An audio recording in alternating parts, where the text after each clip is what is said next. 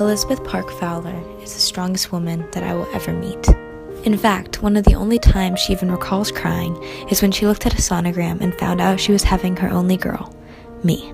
She was born into a family without the warm love that I was born into. Her grandfather, a revered businessman for the invention of cake mix and the owner of New York's mass media, drowned in his work and in his money. He offered to pay for my uncle's education, but not hers.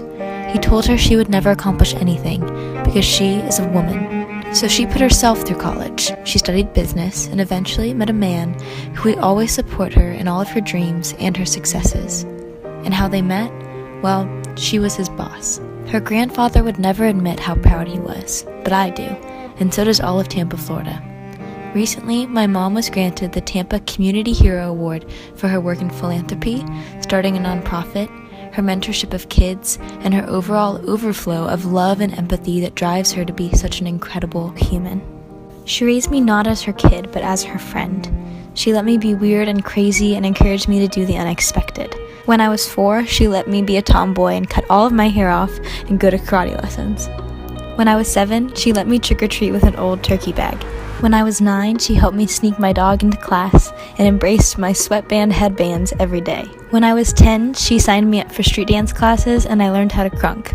When I was 12, she comforted me when the middle school love of my life broke up with me through AIM on my birthday, and she didn't laugh once. She joins in on my crude sense of humor, helps me dye my dog all different colors, and she has actually jumped with me onto a moving train when we were in Italy. My mom wrote this down when I was 4 and a half. I hugged her and said, "I love you. I'm gonna miss you when I go to college." Boy, was I right. It's really hard to be separated from your best friend. My great-grandfather thought my mom would never be like him. He was right. She is warm-hearted, authentic, generous, and selfless. Unlike him, she didn't work hard so she could feel important. She worked hard so that she could help others. So she didn't create cake mix, but she made our family by scratch. And you know, homemade is always better. Elizabeth Fowler is my role model because she never stops fighting for what she believes in. She is my symbol of strength, so much so that she never even cries, except for that sonogram.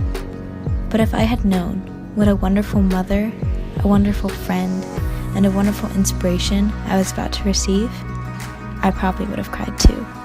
When I'm with you, I'm standing with an army, standing with an army.